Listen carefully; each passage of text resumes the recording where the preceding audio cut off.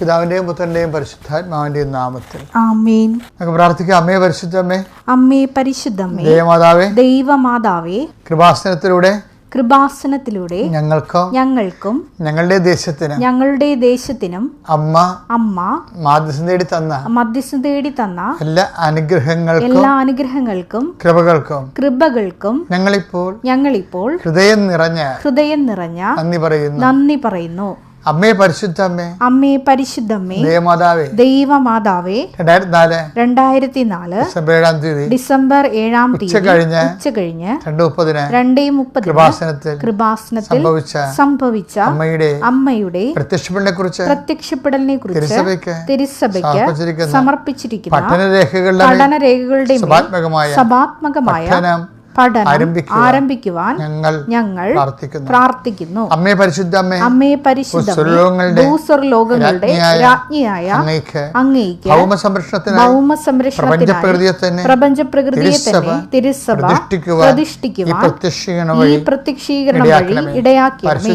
പരിശുദ്ധ അമ്മേ, ജപമാല മാതാവേ, സകല കൃപാസനം പ്രാർത്ഥനകളോടും ചേർത്ത് ഞങ്ങളിപ്പോൾ പ്രാർത്ഥിക്കുന്ന ഈ കുടുംബത്തിന്റെ പ്രത്യേക നിയോഗം.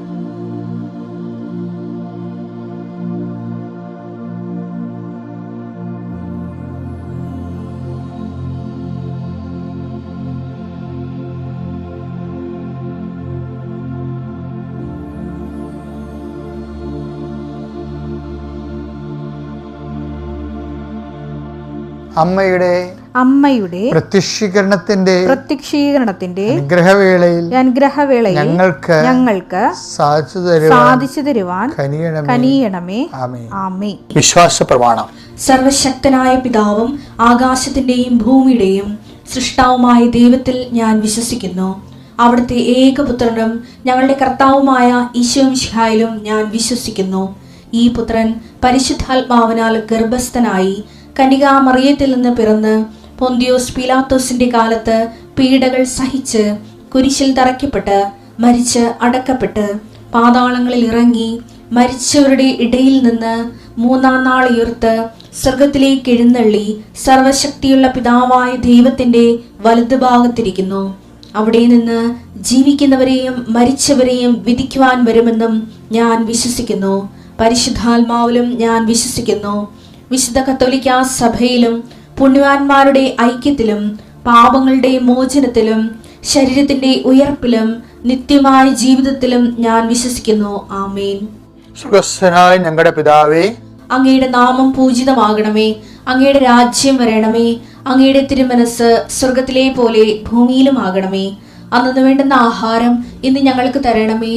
ഞങ്ങളോട് തെറ്റ് ചെയ്യുന്നവരോട് ഞങ്ങൾ ക്ഷമിക്കുന്നത് പോലെ ഞങ്ങളുടെ തെറ്റുകൾ ഞങ്ങളോടും ക്ഷമിക്കണമേ. ഞങ്ങളെ പ്രലോഭനത്തിൽ ഉൾപ്പെടുത്തരുതേ, തിന്മയിൽ ഞങ്ങൾ രക്ഷിക്കണമേ. ആമേൻ. നന്മ നിറഞ്ഞ മറിയമേ, സ്വസ്തി. കർത്താവ് അങ്ങയുടെ കൂടെ സ്ത്രീകളിൽ അങ്ങ് അനുഗ്രഹിക്കപ്പെട്ടവളാകുന്നു. അങ്ങയുടെ ഉദരത്തിൻ ഫലമായി ഈശോ അനുഗ്രഹിക്കപ്പെട്ടവനാകുന്നു. പരിശുദ്ധ മറിയമേ, തമ്പുരാന്റെ അമ്മേ, പാപികളായ ഞങ്ങൾക്ക് വേണ്ടി ഇപ്പോഴും ഞങ്ങളുടെ മരണസമയത്തും തമ്പുരാനോട് അപേക്ഷിക്കണമേ. ആമേൻ. കർത്താവിന്റെ വിശുദ്ധ പൗരോഹിത്യത്തെ മഹത്വപ്പെടുത്തണമേ. കർത്താവെ, സഭയിലുള്ള സാന്നിധ്യം പ്രകടമാക്കണമേ. എൻ്റെ അമ്മ പരിശുദ്ധമ്മ ദേവമാതാവേ, ഞാൻ ആർക്ക് വേണ്ടിയാണ് ഇപ്പോൾ പ്രാർത്ഥിക്കുന്നത്? ആ ഭവനങ്ങളിലേക്ക് സഞ്ചാരി മാതാവ് സമയത്തിൻ്റെ അധികാരി കടന്നു ചെല്ലണമെന്ന് പ്രാർത്ഥിക്കുന്നു. ദൈവത്തിൻ്റെ കണ്ണിനെ ആവശ്യിക്കട്ടെ. പല വിഷയങ്ങൾ കാരണം മനസ്സുകൊണ്ട് തളർന്നിരിക്കുന്നവരെ കർത്താവ് ആരിപ്പോയിനെ ചൂടാക്കുകയും വാടിപ്പോയി നനച്ച് കുളിപ്പിക്കുകയും ചെയ്യുന്ന ദൈവത്തിൻ്റെ പരിശുദ്ധാത്മാവ് നിങ്ങൾ ബലം പ്രാപിക്കട്ടെന്ന് പ്രാർത്ഥിക്കുന്നു. കർത്താവെ, മുക്കിയിടം പോരാ കുടുംബത്തിൽ ഒത്തിരി ഭാരങ്ങൾ ഒരുമിച്ച് വഹിക്കുന്ന അനേകം മക്കളുണ്ട്. പെങ്ങന്മാരെ കല്യാണം കഴിപ്പിക്കേണ്ട ഭാരങ്ങൾ, അതുപോലെ തന്നെ കഴിച്ചുവിട്ട ഭവനത്തിൽ വന്ന് നിൽക്കുന്നവരുടെ ഭാരങ്ങൾ, അവിടുന്ന് വിവാഹം പെശകി വീട്ടിൽ വന്ന് നിൽക്കുന്നവരുടെ ഭാരങ്ങൾ, അത് കാരണം ആ മക്കളുടെ കല്യാണം നടക്കാത്ത അവസ്ഥകൾ, ഇങ്ങനെ എണ്ണിയാലൊരുങ്ങാത്ത സങ്കടങ്ങളുമായി അങ്ങയുടെ മക്കൾ അങ്ങയുടെ ദിവസം കണ്ണീരോട് നിൽക്കുന്ന കർത്താവേ, ഈ ഒറ്റ പ്രാർത്ഥന കൊണ്ട് ഈ കുടുംബങ്ങളെ നീ ആശീർവദിക്കണം. എൻ്റെ കർത്താവിനുമായ നാമത്തിൽ സഭയുടെ അധികാരത്തിൽ കുരിശിൻ്റെ അടയാളത്തിൽ ദൈവശക്തിയെ നീ അനുഗ്രഹിക്കപ്പെടട്ടെ. പരസ്പരം പല പല വിഷയങ്ങളുള്ള കാരണം അങ്ങോട്ടും ഇങ്ങോട്ടും പിന്തുണച്ചും ക്യാൻവാസ് ചെയ്തും വസൂലാക്കിയും ഗ്രൂപ്പിസം ഉണ്ടാക്കിയും കുടുംബത്തിൽ പോരുണ്ടാക്കുന്ന, പൗശന്യമുണ്ടാക്കുന്ന, മത്സരമുണ്ടാക്കുന്ന അവസ്ഥകൾ യേശു ക്രിസ്തു നാമം നീങ്ങിപ്പോട്ടെന്ന് കൽപ്പിക്കുന്നു. അമ്മേ പരിശുദ്ധമ്മ ദേവമാതാവേ, ഈ പ്രാർത്ഥന കേൾക്കുന്ന എല്ലാവരിലേക്കും ദൈവത്തിൻ്റെ പരിശുദ്ധാത്മാവ് അവർക്ക് അനുഭവവേദ്യമാകേണ്ട പ്രാർത്ഥിക്കുന്നു.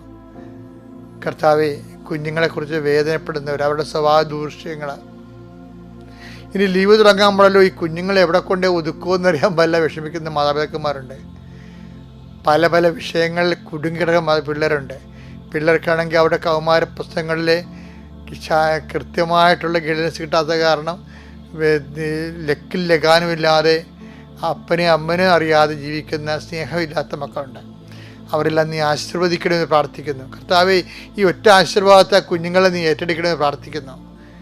എൻ്റെ കർത്താവിന് ഉന്നതമായ നാമത്തിൽ സഭയുടെ അധികാരത്തിൽ കുരിശിൻ്റെ അടയാളത്തിൽ ദൈവശക്തി ഒരു മനുഷ്യപ്പറ്റിയില്ലാതെ സംസാരിക്കുന്നവരുണ്ട് ഈശോയെ, ഒരു മനുഷ്യപ്പറ്റിയില്ലാതെ കാര്യങ്ങളെ കൈകാര്യം ചെയ്യുന്നവരുണ്ട് ഈശോയെ. അവർക്ക് വേണമെങ്കിൽ കുറച്ചുകൂടി കരുണ കാണിക്കാമായിരുന്നു, കുറച്ചുകൂടി അവർക്ക് മറ്റുള്ളവർക്കൊരു എയർ കൊടുക്കുന്ന രീതിയിൽ, ഓക്സിജൻ കൊടുക്കുന്ന രീതിയിൽ അവർക്ക് പെരുമാറാമായിരുന്നു. മനഃപൂർവ്വം പെരുമാറാതെ ദുഷ്ടബുദ്ധിയോടുകൂടി കർത്താവെ മർക്കട മുറ്റോട് നിൽക്കുന്നവരുണ്ട് ഈശോയെ. അവരെ നീ പ്രത്യേകം ആശീർവദിക്കണം പ്രാർത്ഥിക്കുന്നു. എൻ്റെ കർത്താവിൻ്റെ ഉന്നതമായ നാമത്തിൽ നിങ്ങളുടെ ഇന്നത്തെ യാത്ര ശുഭദീർഘമാകട്ടെ. എൻ്റെ കർത്താവിൻ്റെ ഉന്നതമായ നാമത്തിൽ നിങ്ങളുടെ ഇന്നത്തെ സംസാരങ്ങൾ, ചർച്ചകൾ, തീരുമാനങ്ങൾ, മീറ്റിങ്ങുകൾ എല്ലാം കർത്താവിന് ആശീർവദിക്കപ്പെടട്ടെ. എൻ്റെ കർത്താവ് ഉന്നതമായ നാമത്തിൽ നിങ്ങളുടെ ഭാഗത്തുനിന്ന് ഒരു തീരുമാനം ആവശ്യപ്പെടുന്ന, ഒരു സംസാരം ആവശ്യപ്പെടുന്നു, ഒരു ആലോചന ആവശ്യപ്പെടുന്ന ആരെങ്കിലും ഉണ്ടെങ്കിൽ നിങ്ങൾക്ക് അവർക്ക് നല്ല ഉപദേശം കൊടുക്കുവാനും അത് നിങ്ങൾക്ക് തന്നെ ഭാവിയിൽ ഗുണം ചെയ്യാൻ പറ്റുന്ന രീതിയിൽ കർത്താവ് നിങ്ങളെ ക്രമീകരിക്കാൻ പ്രാർത്ഥിക്കുന്നു. എൻ്റെ കർത്താവിനുമായ നാമത്തിൽ സഭയുടെ അധികാരത്തിൽ കുരിശിൻ്റെ അടയാളത്തിൽ ദൈവശക്തിയെ നീ അനുഗ്രഹിക്കപ്പെടട്ടെ. പ്രിയപ്പെട്ടവരെ, അതായത് ഇപ്പോൾ ഈസ്റ്റർ ഒക്ടോബറിനെ കുറിച്ച് ഞാൻ ഇന്നലെ സംസാരിച്ചത്. ഇത് ഈസ്റ്റർ കാലമാണ്. ഇങ്ങനെ ഒരു ഈസ്റ്റർ കാലം കഴിഞ്ഞു പോവുകയാണ്. കേരളത്തിലിപ്പോൾ എന്താ സംഭവിക്കണത്? കേരളത്തിലെ ക്രിസ്ത്യാനികളെല്ലാം നല്ല ശതമാനം പേര് ചെറുപ്പക്കാർ രാജ്യം വിട്ടു പോവുകയാണ്. അല്ലേ, ഈസ്റ്റർ കാലത്ത് ഞാനൊരു വീഡിയോ കണ്ടായിരുന്നു. കാര്യം നാട്ടിലെ പള്ളിയിൽ ആൾ കുറഞ്ഞാൽ എന്താണെന്ന് അറിയാവോ എന്ന് ചോദിച്ചുകൊണ്ട് ഒരു വീഡിയോ ഇട്ടിട്ടുണ്ട്. ഈ ആൾക്കാരൊക്കെ എവിടെയാണ് ഇപ്പോൾ അറിയാവോ എന്ന് നോക്കിയപ്പോൾ അവൻ ഈ ആസ്ട്രേലിയയിലെ മെൽബോണിൽ ഒരു ഈസ്റ്റർ ആഘോഷം കാണിക്കുകയാണ്. ഒരു 3000 ക്രിസ്ത്യാനികളുണ്ട് അവിടെ. അപ്പോൾ ആസ്ട്രേലിയ എന്ന് വെച്ചാൽ ഏറ്റവും കുറവ്, ഇന്ത്യയിൽ നിന്ന് പോയിട്ടുള്ള ഏറ്റവും കുറവ് മലയാളി പോയിട്ടുള്ള സ്ഥലമാണ് ആസ്ട്രേലിയ. അവിടെ 3000 ഉണ്ട് മലയാളികൾ. അപ്പോൾ ഇങ്ങനെ ഓരോ രാജ്യം എടുത്തു കഴിഞ്ഞാൽ നമ്മുടെ പള്ളിയിലെ പകുതി മുക്കാലും യൂത്തുകളൊക്കെ പോയി പോയിരിക്കുക, മറ്റൊരു സ്ഥലത്തേക്ക് പോയിരിക്കുക. പക്ഷേ അതേസമയം തന്നെ മറ്റ് സമുദായങ്ങൾ ഇവിടെ വളർന്നും ഇവിടെയുള്ള ജീവിത ഉപാധികൾ കണ്ടെത്തിയും അവനിവിടെ വികസിച്ച് വരികയും ചെയ്യും. നമ്മളീ 18% എന്നുള്ളത് കുറച്ച് കഴിയുമ്പോൾ ഈ 12% മാറും. ശതമാനം കൂടിയാൽ കുറഞ്ഞല്ല പ്രശ്നം. നമ്മൾ ചെയ്യേണ്ട വിഷയം എന്ന് വെച്ചാൽ നമുക്കിതൊന്നും ഒരു പ്രശ്നമേ അല്ല. കാലാകാലങ്ങളിൽ മനുഷ്യന്മാർ അങ്ങോട്ടും ഇങ്ങോട്ടും പോയി ജീവിത മാർഗങ്ങൾ തേടുകയും അന്വേഷിക്കുകയും അവിടെ വേറുറപ്പിക്കുകയും ഒക്കെ ചെയ്യണ എല്ലാം ലോകക്രമത്തിൻ്റെ ഭാഗമാണ്. അപ്പോൾ അതല്ല പ്രശ്നം. ഞാൻ പറഞ്ഞു വരുന്നതിൻ്റെ കാരണം, നമ്മൾ ഈ അപ്പോസ്റ്റിക് ചർച്ചാണെന്നല്ലേ പറയണത്. തോമാസ് ലീഗയുടെ സഭയാണ് നമ്മളെന്ന് പറയണം പൊതുവെ. അല്ലെങ്കിൽ ലാറ്റിൻസ് ഒഴിച്ച് ബാക്കിയെല്ലാം, ലാറ്റിൻസിൻ്റെ ഒരു ഭാഗം മുഴുവനും തോമസ് ക്രിസ്ത്യൻസ് തന്നെയാണ്. പക്ഷേ പിന്നെ എൻ്റയർ മാർത്തോമ ക്രിസ്ത്യൻസ് ഒത്തിരി പേരുണ്ട്. എങ്കിലും നമ്മൾ 2.5% ഇവിടെ ഉള്ളത്. 2000 കൊല്ലങ്ങളായിട്ടാണ് ഉള്ളത്. എന്താ കാര്യം? നമ്മൾ ആരാധനാക്രമ കേന്ദ്രീകൃതമായ ഒരു സഭയായി ആരാധനക്രമം അനുഷ്ഠിച്ചും അതിൻ്റെ വള്ളിപുള്ളികൾ തെറ്റാതെ അത് പരികർമ്മം ചെയ്യും. അതിന് സഭയേക്കാൾ കൂടുതൽ സമുദായങ്ങൾക്ക് സഭയേക്കാൾ സ്ഥാനം കൽപ്പിച്ചുമൊക്കെ നമ്മൾ ജീവിച്ചു കഴിഞ്ഞപ്പോൾ നമ്മളിങ്ങനെ 2.5% നിൽക്കും. ഉയർത്തെഴുന്നേൽപ്പിന് കൃത്യമായ സാക്ഷ്യം വരണില്ല. അതിനെന്ത് ചെയ്യണം? അതിന് നിഷേധിക്കാനാവാത്ത അടയാളം വേണം. പാരമ്പര്യം മാത്രം പോരാ, സഭയിൽ നിഷേധിക്കാനാവാത്ത നമുക്ക് അതിനറിയണമെങ്കിലേ ആദിമസഭ എങ്ങനെ പെട്ടെന്ന് വളർന്നെന്ന് കിടപ്പുണ്ടല്ല. എൻ്റെ പ്രിയപ്പെട്ടവർ, അതായത് ഈ മുടന്തന് സൗഖ്യം കൊടുത്തതിനെ കുറിച്ചുള്ള ഡിസ്പ്യൂട്ടാണ് ഇപ്പോൾ വായിച്ചതിൻ്റെ ഭാഗമായിട്ട് വരണത്. അപ്പോൾ മുടന്തൻ്റെ ആ അടയാളം കണ്ടു കഴിഞ്ഞപ്പോൾ ജനങ്ങളുടെ റെസ്പോൺസ്, പ്രത്യേകിച്ച് സഭയുടെ പ്രതിയോഗികളുടെ റെസ്പോൺസ് എന്താ? നടപടി പുസ്തകം അത് 4:16 വായിച്ചേ. ഈ മനുഷ്യരോട് അതെ, അപ്പോസ്തലന്മാരോട്, അതെ, നാം എന്താണ് ചെയ്യുക? അധികാരികൾ എന്താണ് ചെയ്യുക? ഇവർ വഴി ശ്രദ്ധേയമായ ഒരടയാളം സംഭവിച്ചിരിക്കുന്നു എന്നത് ജെറുസലേം നിവാസികൾക്കെല്ലാം വ്യക്തമായി അറിയാം. അപ്പൊ ജനങ്ങൾക്ക് വ്യക്തമായ അടയാളം വേണം സഭ വളരണമെങ്കിൽ. ജനങ്ങൾക്ക് വ്യക്തമായ അടയാളം കിട്ടിയാൽ സഭ വളരും. അതെന്താണ്? ശ്രദ്ധേയമായിരിക്കണം ആ അടയാളം. എന്നുവെച്ചാൽ ഒരു സാധാരണ അല്ല, ശ്രദ്ധേയമായ അടയാളങ്ങൾ സഭയിൽ ഉണ്ടാകാൻ സാധ്യതയുണ്ട്. അപ്പോൾ ശ്രദ്ധേയമായ അടയാളം ക്രിസ്തുവിനെ ഉള്ള കൈമാറ്റത്തിന് നമ്മളെ സഹായിക്കും. നിങ്ങളെല്ലാവരും ഈ ഈസ്റ്റർ ഒക്ടോബറിൻ്റെ കാലത്ത് പ്രാർത്ഥിക്കേണ്ടത്, ദൈവമേ എന്നെ സുവിശേഷമാക്കണമേ, എന്നെ സുവിശേഷം ഏകാനുള്ള അപ്പോസ്തലനാക്കണമേ എന്ന് പ്രാർത്ഥിക്കുമ്പോൾ ദൈവം നിന്നിലൂടെ മറ്റുള്ളവർക്ക് വിശ്വാസം കൈമാറാനുള്ള സ്വർഗത്തിൻ്റെ അടയാളങ്ങൾ നിന്നെ മാറ്റും. ഞാൻ അങ്ങനെ പണ്ട് ക്രിസ്തുവിനെ അറിയാത്തവരെ അറിയിക്കണേ കർത്താവേ, എന്നിലൂടെ അറിഞ്ഞവരെ ആഴപ്പെടുത്തണമെന്നൊക്കെ പറഞ്ഞ് ഞാൻ കടലിൽ പോവുക. 10 പേര് ഞാൻ കടലിൽ പോയിട്ടുണ്ട്. കടലൊക്കെ ഉള്ള ആൾക്കാരെ ബോട്ടിൽ കയറി കുമ്പസാരിപ്പിച്ചിട്ടുണ്ട്. അതെന്ന് വെച്ചാൽ ക്രിസ്തു ഉയർത്തെഴുന്നേറ്റു എന്നുള്ളത് നമ്മൾ അൾത്താറയിൽ മാത്രം ഒരു ആചാര അനുഷ്ഠാന വിഷയമാക്കിയിട്ട് ഈ സഭ 4000 കൊല്ലം ഇവിടെ ജീവിച്ചിട്ടും നമുക്ക് സഭയെ വളർത്താൻ പറ്റത്തില്ല.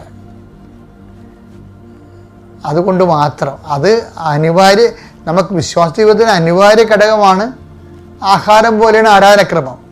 പക്ഷേ അതേസമയം തന്നെ ആഹാരം കഴിച്ചിട്ട് ചുമ്മാ അങ്ങനെ ഇരുന്നാൽ കൊളസ്ട്രോൾ പിടിക്കത്തില്ലേ? ആഹാരം കഴിക്കുന്നത് വ്യായാമം എടുക്കണ്ടേ? ആ പണിയെടുക്കണം. എന്ത് പണിയെടുക്കണം? കർത്താവിനെ അറിയിക്കണം, അറിഞ്ഞവരെ ആഴപ്പെടുത്തണം. അങ്ങനെ സഭയിൽ ക്രിസ്തു ഉണ്ടെന്നുള്ളത് ആൾക്കാരറിയണത് സഭ ക്രിസ്തുവിൻ്റെ കൂദാശയാണെന്നൊക്കെ പറഞ്ഞ് എയർ കണ്ടീഷൻ റൂമിലൊക്കെ ഇരുന്നുകൊണ്ട് നമുക്ക് സെമിനാർ നടത്താൻ എളുപ്പമാണ്. പക്ഷേ കൂദാശയാണെന്ന് വെച്ചാൽ മറ്റുള്ളവർക്ക് കാണപ്പെടാത്ത ദൈവപ്രസാദം നമുക്ക് ലഭിക്കാൻ ഈശോ മിശിഹ സ്ഥാപിച്ച കാണപ്പെടുന്ന അടയാളമായിട്ട് നമ്മൾ മാറണമെങ്കിൽ സഭയിൽ ക്രിസ്തു ഇന്നും ജീവിക്കുന്നതെന്ന് മറ്റവർക്ക് മനസ്സിലാകണം. അവർക്ക് അതിൻ്റെ ക്രിസ്തുവിൻ്റെ ആനുകൂല്യം കിട്ടണം, ആശ്വാസം കിട്ടണം, ആത്മശക്തി കിട്ടണം, നിലനിൽപ്പ് കിട്ടണം, അതിജീവനം കിട്ടണം. അതുപോലെ തന്നെ അങ്ങനെ കിട്ടിക്കഴിയുമ്പോൾ ക്രിസ്തു സഭയിലുണ്ട്, സഭ ക്രിസ്തുവിൻ്റെ കൂദാശയാണെന്ന് മനസ്സിലാകും. അപ്പം ആരാധനാക്രമത്തിൻ്റെ വെളിയിൽ ഒരു കൂദാശവൽക്കരണത്തിൻ്റെ സാധ്യതയാണ് മിഷൻ പ്രവർത്തനം നമുക്ക് നൽകണത്. നമ്മൾ 4000 കൊല്ലവും അത്താഴെ തന്നെ താമസിച്ചാൽ അങ്ങനെ താമസിക്കാൻ പറ്റും. പക്ഷേ നമ്മുടെ നിത്യരക്ഷയ്ക്ക് അത് സഹായകമാണ്, ഉപകരിക്കും. പക്ഷെ മറ്റുള്ളവരുടെ നിത്യരക്ഷ നമ്മൾ ഏൽപ്പിച്ചിട്ടുണ്ട്. അതുകൊണ്ടാണ് കർത്താവ് പറയുന്നത് നാവടക്കുക, പണി ചെയ്യുക. 11 പേരെയും പ്രത്യക്ഷപ്പെട്ടിട്ട് എന്താ പറഞ്ഞത്? നിങ്ങൾ പുറത്തേക്ക് പോവുക, ഞാൻ ഉയർത്തെഴുന്നേറ്റു എന്നുള്ളതാണ് സുവിശേഷം. ഞാൻ നേടിയെടുത്ത നിത്യരക്ഷ അവർക്ക് അവകാശമോഹര്യമാകും, അനുഭവേദ്യമാകും. അതുകൊണ്ട് ഉയർത്തെഴുന്നേൽപ്പിൻ്റെ സന്ദേശം കൈമാറണം ജീവിതത്തിലൂടെ. അങ്ങനെ ഒരു ബോധം നമുക്ക് വന്ന് നമ്മൾ ജീവിക്കാൻ തുടങ്ങിയാൽ നമ്മൾ വാല്യൂ ആഡഡ് ആയിട്ടുള്ള മൂല്യവർദ്ധിതമായിട്ടുള്ള വിശ്വാസികളായി മാറും, ദൈവതിരുസന്നിധി സമ്പന്നരായി മാറും. അപ്പോൾ പിന്നെ നമുക്കധികം നമ്മുടെ കാര്യത്തിന് വേണ്ടി പ്രാർത്ഥിക്കേണ്ടി വരത്തില്ല. കാര്യം എന്താണ്? നമ്മൾ ദൈവത്തിൻ്റെ ആളല്ലോ, ദൈവത്തിന് അറിയാമല്ലോ. അപ്പോൾ അതിനെ സംരക്ഷിക്കുകയും വളർത്തുകയും നിലനിർത്തുകയും ചെയ്യേണ്ട ദൈവത്തിൻ്റെ ചുമതലയല്ലേ. അപ്പോൾ നമ്മുടെ വളർച്ച ദൈവത്തിൻ്റെ ഒരു വിഷയമായിട്ട് നമ്മൾ മിഷനായിട്ട് ഉയർത്തിക്കൊണ്ട് വരണം. മനസ്സിലായില്ലേ? നമ്മുടെ ദൈവത്തിന് വേണ്ടിയുള്ള നമ്മുടെ മിഷനിലൂടെ നമ്മുടെ വളർച്ച ദൈവത്തിൻ്റെ മിഷനായിട്ട് ഉയർത്തിക്കൊണ്ട് വരണം. Thank you. കർത്താവ് എന്നെ തുടങ്ങാൻ ആവശ്യപ്പെടുന്ന ഇത് വെച്ചാണ്. എന്താണ്? വചനം നൽകിയത്. ഇന്നിപ്പോൾ ഞാൻ ഇപ്പോഴേ ഇവിടെ ഓൺ ദി സ്പോട്ടിൽ വചനം ഓപ്പൺ ചെയ്ത് കർത്താവിനോട് ആലോചന ചെയ്തപ്പോഴേ കർത്താവ് പറഞ്ഞ വചനം ഇതാണ്. 8:13 ലൂക്ക 8:13 എടുത്ത് ശ്രുതികടെ ഹല്ലേലൂയ ഹല്ലേലൂയ ഹല്ലേലൂയ യേശുവേ നന്ദി യേശുവേ സ്തുതി ഹല്ലേലൂയ.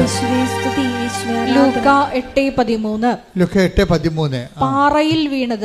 പാറയിൽ വീണത് വചനം കേൾക്കുമ്പോൾ സന്തോഷത്തോടെ അത് സ്വീകരിക്കുന്നവരാണ്.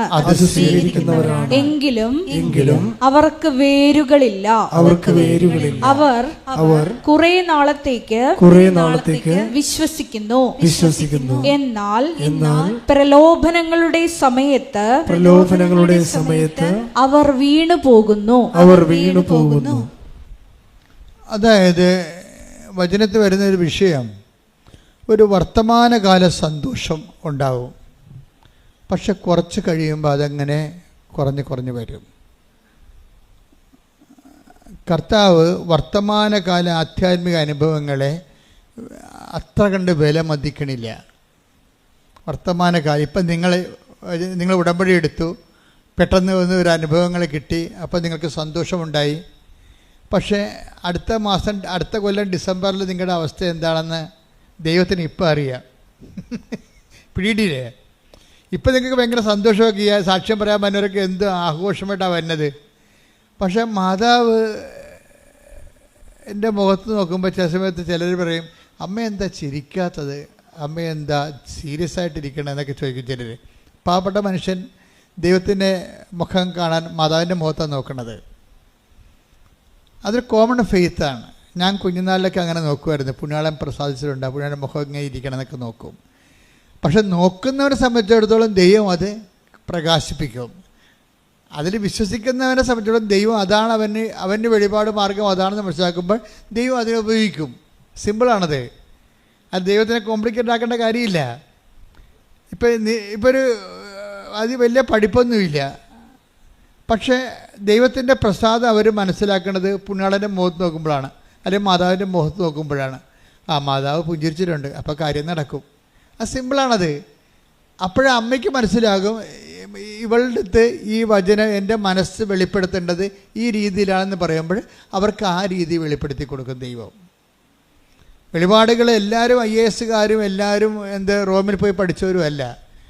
കാര്യം 99% സാധാരണ മനുഷ്യരാണ്. ആധ്യാത്മികതയിൽ സാക്ഷരത ഒത്തിരി വേണ്ടവരാണ്. അവരുടെ ആധ്യാത്മിക നിലവാരത്തെ അവഗണിച്ചുകൊണ്ട് വലിയ പാണ്ഡിത്യം അഭിനയിച്ചിട്ട് ഔന്നത്യം ആർജിച്ച കാര്യമില്ല. കാര്യം എല്ലാവരും പഠിക്കണതും ഈ പാവപ്പെട്ട ജനങ്ങൾക്ക് വേണ്ടിയാണ്. അവൻ്റെ പാവപ്പെട്ട ജനങ്ങളെന്ന് പറയുമ്പോൾ ചിലപ്പോൾ സാമ്പത്തികമായിട്ട് മാത്രമല്ല ഞാൻ ഉദ്ദേശിക്കുന്നത്, ബൈബിൾ പഠനപരമായിട്ടും അവർ ചിലപ്പോൾ പാവപ്പെട്ടവരായിരിക്കും, അവർക്ക് അറിയത്തില്ല. അപ്പോഴെന്താ വിഷയമെന്ന് പറയണത്, ആ ജനങ്ങളിലേക്ക് ദൈവത്തെ കൈകാര്യം ചെയ്ത് കൊടുക്കണം. ഇപ്പം നമ്മൾ കുഞ്ഞുങ്ങളോട് എന്താ പറയണത്? ഇപ്പം എന്നെ ചില വീട്ടിലൊക്കെ ചെല്ലുമ്പോൾ ചില മക്കളെങ്കിലും ഇപ്പം അങ്ങനെ ഒന്നും കേൾക്കണില്ല, തമ്പായിച്ച വന്നെന്ന് പറയും. അപ്പോൾ അതാരുടെ ഭാഷയാണ്? കുഞ്ഞിന് പറഞ്ഞു കൊടുക്കണം, അമ്പായി എന്ന് പറഞ്ഞു കൊടുക്കും. അമ്പായി അല്ലേ? ഇപ്പോഴത്തെ പെൺപിള്ളേർ അറിയത്തില്ലല്ലോ അവർക്ക്. പക്ഷെ പണ്ട് പറഞ്ഞു കൊടുക്കുമ്പോൾ ദൈവ തിരുസ്വരൂപം കാണുമ്പോൾ പറയും അമ്പായി ഈശോ എന്ന് പറയും. അപ്പോൾ അമ്പോ എന്നൊക്കെ വിളിപ്പിക്കും. അമ്പോ എന്ന് കുഞ്ഞുങ്ങൾക്ക് അങ്ങനെ പറഞ്ഞാലേ മനസ്സിലാകത്തുള്ളൂ. അത് ആ കുഞ്ഞുങ്ങളുടെ ഭാഷയിലേക്ക് അമ്മ ഇറങ്ങി വന്നെ കണ്ടില്ലേ? എന്ത് രസകരമായിട്ട് ഇറങ്ങി വന്ന്. അല്ല ജീസസ് ക്രൈസ്റ്റ് എന്നൊക്കെ പറഞ്ഞാൽ കുഞ്ഞുങ്ങൾക്ക് മനസ്സിലാകുക? മനസ്സിലാകത്തില്ല.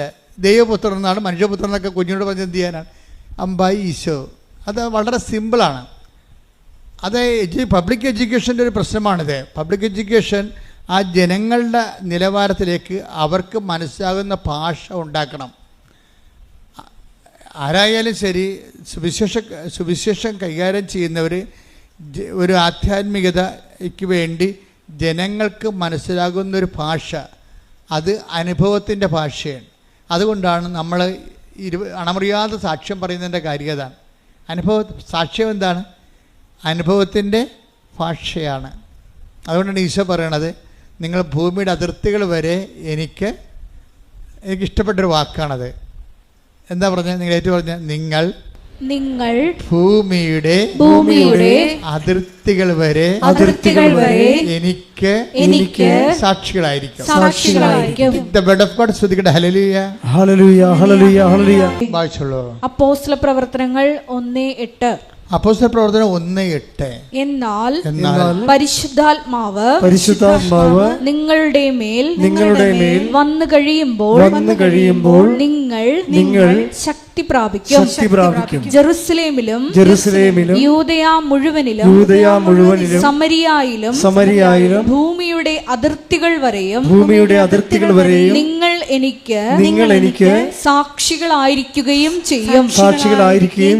അപ്പൊ പരിശുദ്ധാത്മാവ് വന്നു കഴിയുമ്പോൾ നമുക്ക് വ്യാഖ്യാനം ഓരോന്നും കിട്ടും.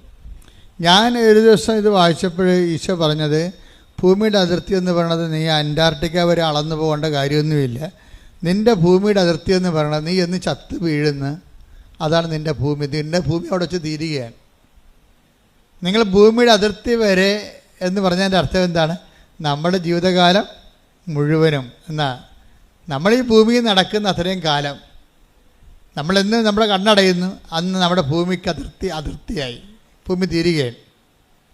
അപ്പം നമ്മുടെ മരണം വരെ ആരായിരിക്കും? നമ്മൾ ബേസിക്കായിട്ട് നമ്മൾ സാക്ഷികളായിരിക്കും. ഒന്ന് പ്രാർത്ഥിച്ച കർത്താവേ എൻ്റെ കണ്ണടയുന്നത് വരെ അങ്ങയുടെ നാമത്തിന്റെ സാക്ഷിയാകാൻ പ്രത്യേകമായി അഭിഷേകം ചെയ്യണമേ. ശ്രദ്ധിക്കട്ടെ.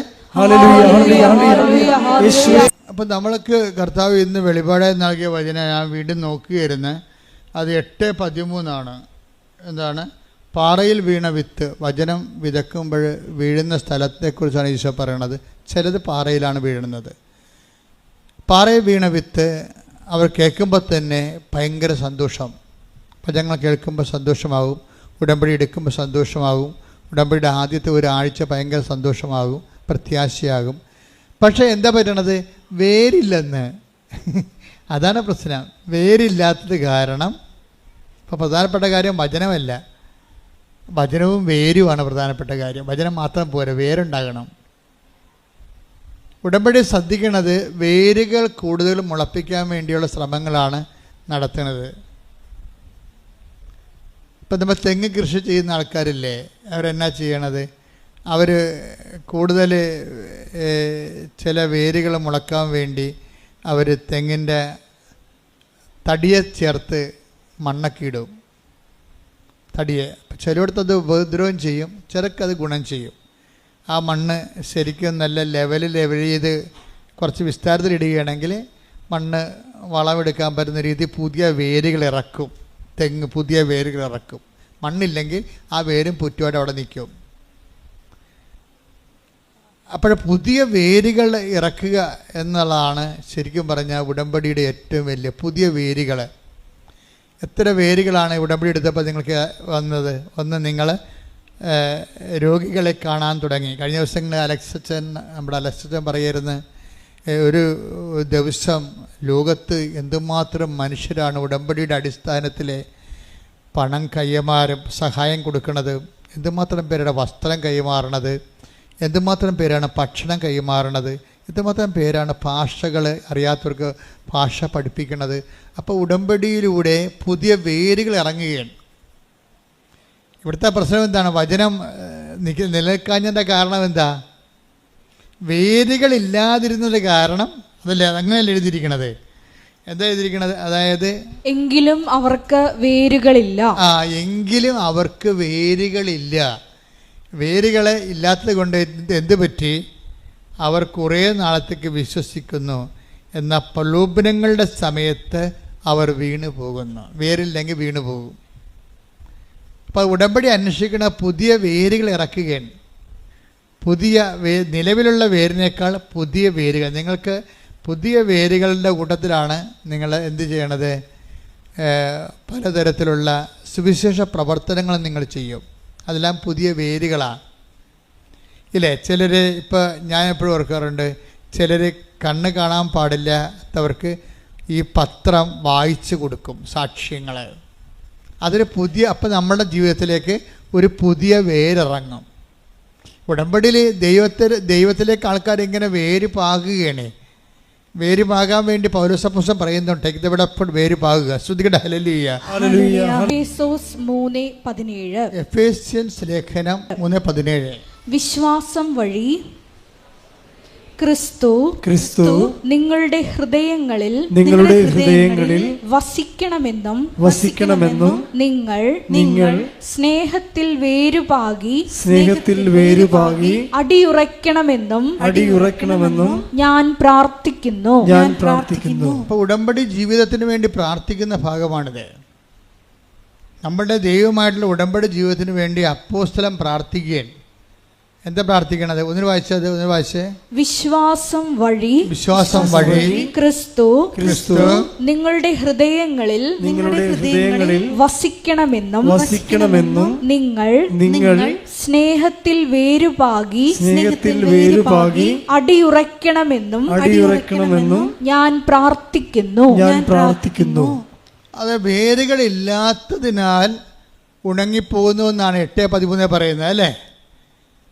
ചിലർ പെട്ടെന്ന് വിശ്വസിക്കും, പക്ഷെ വേരുകളില്ലാത്തത് കൊണ്ട് അത് ഉണങ്ങിപ്പോകും. ഇപ്പോൾ എന്താ പൗലോസപ്പോസ്തലൻ ഇതിൻ്റെ കൂടെ പറയണത്? ഇത് ലൂക്കാൻ്റെ സുവിശേഷമാണ്. പൗലോസപ്പോസ്തലൻ ഇതിൻ്റെ കൂടെ സബോർഡിനേറ്റായിട്ട് പറയുന്നത് എന്താണ്? നിങ്ങൾ സ്നേഹത്തിൽ വേരുപാകി അടി ഉറക്കണം അല്ലേ? എഫേസ്യസ് 3:17 ഒന്ന് പറഞ്ഞ സ്നേഹത്തിൽ വേരുപാകി അടി ഉറക്കണം. അപ്പൊ അതുകൊണ്ടാണ് അടി ഉറച്ചില്ലെങ്കിൽ എന്ത് പറ്റും? വീണു പോകും. അതുകൊണ്ട് വീണു പോകണമെന്നാണ് പറയണത്. വേരില്ലാത്തത് കൊണ്ട് അത് വീണു പോകുന്നു. വീണു പോകാതിരിക്കാൻ എന്ത് ചെയ്യണം? അടി ഉറക്കണം. അടി ഉറക്കണമെങ്കിൽ എന്ത് ചെയ്യണം? സ്നേഹത്തിൽ വേരുപാകണം. Praise the Lord. ഈ സ്നേഹത്തിലെ വേരുപാകയിലാണ് നമ്മൾ എവിടെ നടക്കുന്നത്? നിങ്ങളുടെ കാരുണ്യ പ്രവർത്തികളിലൂടെ നടക്കുന്നത്. Praise the Lord. അതാണ് ഉടമ്പടി ജീവിതം. സ്നേഹത്തെ വേരുപാകുന്ന പരിപാടിയാണ് കാരുണ്യ പ്രവർത്തികളിലൂടെ നടക്കുന്നത്. അത് തന്നെയാണ്, കാരുണ്യ പ്രവൃത്തി തന്നെയാണ് ശരിക്കും പറഞ്ഞാൽ നമ്മുടെ വിശ്വാസ കൈമാറ്റം. കാര്യം ഏറ്റവും വലിയ കാരുണ്യ പ്രവൃത്തി. ഇവിടെ കാരുണ്യ വർഷമെന്നും പറഞ്ഞുകൊണ്ട് ഒരു വർഷം മാർപ്പാപ്പ ഉദ്ഘാടനം ചെയ്തായിരുന്നു. ഏത് വർഷമാണ് ഞാൻ മറന്നുപോയി. കരുണയുടെ വർഷം.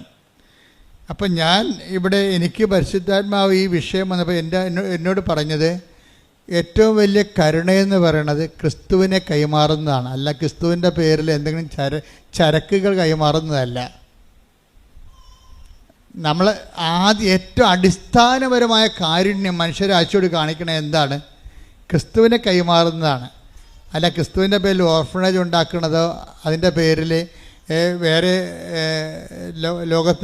ലോകത്തെ ഇവിടെ ദരിദ്ര രാഷ്ട്രമാണെന്ന് പറഞ്ഞ് വിദേശത്ത് പോയി ഓർഫണേജുകൾക്ക് വേണ്ടി പണം സമ്പാദിക്കുന്നതോ അല്ല. അത് സെക്കൻഡറിയാണ്. നിവൃത്തിയില്ലെങ്കിൽ ചിലപ്പോൾ ചെയ്യാവുന്നൊരു കാര്യമാണ്.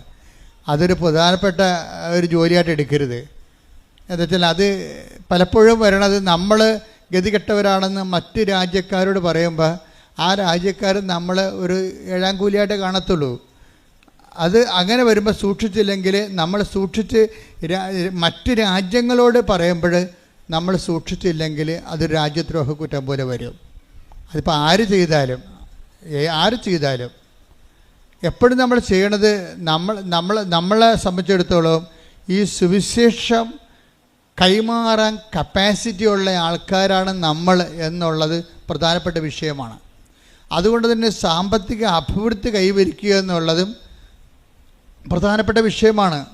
അതായത് കിട്ടുന്ന സാമ്പത്തികം നഷ്ടപ്പെടുത്തി കളയാതെ അത് കൈവരിക്കുകയും നമ്മളുടെ കഴിവുകൊണ്ട് തന്നെ മറ്റുള്ളവർക്ക് കൊടുക്കാൻ കഴിയും. അതാണ് ഞാൻ ഉദ്ദേശിക്കുന്നത്. അല്ലാതെ അത് ചെയ്യുന്ന ആൾക്കാരെ കൊച്ചാക്കി കാണുകയല്ല. ഞാൻ ഉദ്ദേശിക്കുന്നത് ഇന്ന് ഈ കേരള സഭയ്ക്ക് തന്നെ കേരള സഭയുടെ സ്ഥാപനങ്ങളെ സപ്പോർട്ട് ചെയ്യാൻ കഴിയും. എന്നാ സംശയം?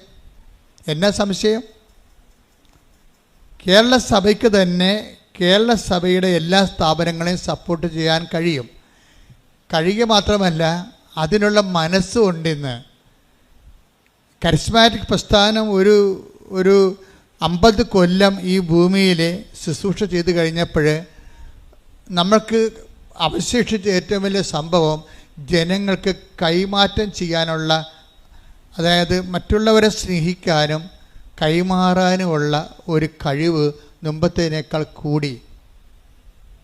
അത് വലിയ സത്യമായൊരു കാര്യമാണത്. കാര്യം ഞാൻ ആ ഫീൽഡിൽ എത്രയോ വർഷങ്ങളുടെ നിൽക്കുന്നതാണ്. അപ്പോൾ അതിൻ്റെ ആ കാലത്തിനൊപ്പം സഞ്ചരിക്കുമ്പോൾ നമുക്ക് മനസ്സിലാകണത് ക്രിസ്തുവിനെ കൈമാറാൻ എത്രയോ 109 ആതുരാലയങ്ങൾ സ്ഥാപിക്കപ്പെട്ടിരിക്കുന്നു. നമ്മളെ ഒരു സ്ഥാപനവൽക്കരണം ഇന്നല്ലെങ്കിൽ നാളെ സഭയ്ക്ക് ബാധ്യതയാകുമെന്ന് മനസ്സിലാക്കിയിട്ടാണ് ഉടമ്പടിയിലെ സ്ഥാപനം നിങ്ങൾ തന്നെയാണെന്ന് പറയും. ഇതിന് പ്രത്യേക ഒരു സംവിധാനം ഉണ്ടാക്കണില്ല. മറിച്ച് ക്രിസ്തുവിനെ സ്വീകരിച്ച നിങ്ങളിവിടെ കൊണ്ടുവന്നിട്ട് അതിനൊരു ഡയറക്ടറിനെയും സെക്രട്ടറിയെയും വെച്ചിട്ട് ഞങ്ങളത് പൂൾ ചെയ്യാമെന്നുള്ള സംഭവം അത് ആദിമസഭയിൽ നിലനിന്നിരുന്ന സംവിധാനമാണ്. പക്ഷേ അപ്പോൾ എന്താ പറ്റുമെന്ന് വെച്ച് കഴിഞ്ഞാൽ ആ വ്യക്തികൾ സുവിശേഷം കൈമാറുന്നു, സുവിശേഷം ആകുക, സുവിശേഷമേകുക എന്ന ആ ഒരു തിയറിയിൽ സുവിശേഷ കൈമാറ്റത്തിന് വ്യക്തികൾ എക്വിപ്പിഡാകണം. അതാണ് ഉടമ്പടി എടുക്കുന്ന ഓരോ വ്യക്തികളും അതിനാവതില്ലെങ്കിൽ ആ പണിക്ക് പോകരുതെന്ന് ഞാൻ കർശനം പറയുന്ന കാര്യം അതാണ്. ചുമ്മാ പ്രത്യക്ഷ പ്രാർത്ഥനയും ചെല്ല് ഇരുട്ട് മൂലയ്ക്ക് ഇരിക്കാൻ വേണ്ടിയാണെങ്കിൽ ഉടമ്പടി എടുക്കരുത്. ഉടമ്പടി എന്ന് പറയണത് അവൻ പറയണത് പോലെ ചെയ്യണ കാര്യമാണ്, അല്ലാതെ ചൊല്ലണ കാര്യമല്ല. അതുകൊണ്ട് തന്നെ ചെയ്യണമെങ്കിൽ എന്ത് വേണം? ചെയ്യണം എന്തിനു വേണ്ടിയാണ്? സ്നേഹം ഉണ്ടെങ്കിൽ മാത്രമേ അങ്ങനെ ചെയ്യാൻ പറ്റത്തുള്ളൂ. അതുകൊണ്ടാണ് എഫേസ്യൻസിൻ്റെ 3:17 വായിച്ചത്, നിങ്ങൾ സ്നേഹത്തിൽ വേര് പാകി അടിയുറക്കണം. ഉടമ്പടിയിലുള്ള ആൾക്കാർ വസ്ത്രമില്ലാത്തവർക്ക് വസ്ത്രം കൊടുക്കുന്നുണ്ട്, ഭക്ഷണമില്ലാത്തവർക്ക് ഭക്ഷണം കൊടുക്കുന്നുണ്ട്, ആശുപത്രി അതുപോലെ തന്നെ ഓരോരുത്തരെയും പറ്റുന്ന പോലെ സാമ്പത്തികമായി സഹായിക്കുന്നുണ്ട്. പക്ഷേ അതൊക്കെ ചെയ്യുമ്പോൾ നിങ്ങൾ ശ്രദ്ധിക്കേണ്ട കാര്യം, അത് ചെയ്യേണ്ട സ്പിരിറ്റാണ് പ്രോബ്ലം. ഞാൻ ഉടമ്പടി എടുത്തതുകൊണ്ട് ഞാനൊരു വസ്ത്രം മറ്റേ കൊടുക്കുന്നു, ഞാൻ ഉടമ്പടിയിലായിരിക്കുന്നത് കൊണ്ട് അങ്ങനെ ചെയ്യുന്നു.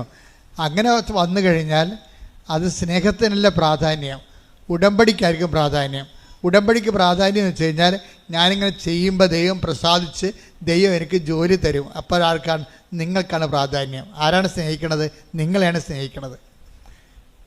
അതാണ് വിഷയം വന്നിരിക്കുന്നത്. അപ്പോൾ ഉടമ്പടി പ്രകാരം നിങ്ങളെ മറ്റുള്ളവരെ സഹായിക്കുമ്പോൾ ദൈവസ്നേഹത്തിലാണ് വേര് പാകേണ്ടത്. അത് ഉടമ്പടി ഇല്ലെങ്കിലും ആ 90 ദിവസം കഴിഞ്ഞാലും ഞാൻ വീണു പോകാതെ അതേ അരൂപിൽ തന്നെ ജീവിക്കും എന്ന് പറഞ്ഞേ. കർത്താവേ 90 ദിവസം കഴിഞ്ഞാലും ഉടമ്പടി പുതുക്കക്കാലം കഴിഞ്ഞാലും ഞാൻ ദൈവസ്നേഹത്തിന്റെ പരസ്നേഹത്തിന്റെ സാക്ഷികളായി ജീവിക്കും. അമ്മേ പരിശുദ്ധമ്മേ എന്നെ സഹായിക്കണം. സ്തുതിക്കട്ടെ. ഹല്ലേലൂയ.